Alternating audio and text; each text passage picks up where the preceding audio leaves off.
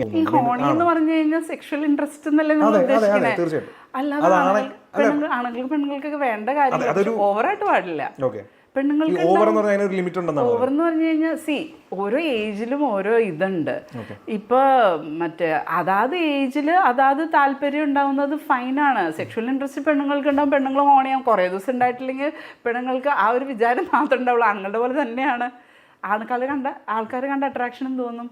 ഇതൊക്കെ human needs അല്ലേ.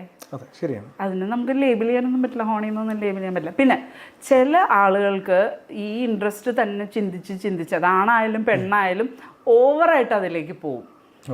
അവരുടെ ഫിസിയോളജി ചിലത് അങ്ങനെ ആയിരിക്കാം. പിന്നെ ഓവറായിട്ട് പോകുന്നവരുണ്ട്. അത് അത്ര നല്ലതല്ല. ഒബ്വിയസ്ലി ജീവിതത്തിൽ എന്തോരം കാര്യങ്ങളുണ്ട് വേറെ ചെയ്യാൻ. ഇത് മാത്രം ദർ ഇസ് എ ഫ്രീക്വൻസി. ഇപ്പം യങ് ആൾക്കാർ കല്യാണം കഴിഞ്ഞ ഉടനെ ആണെങ്കിൽ ഓക്കെ വൺസ് എ ഡേ അല്ലെങ്കിൽ twice a day for a year എന്നൊക്കെ വെച്ചോ. അത്ര ഇല്ലാത്തവരുണ്ട്.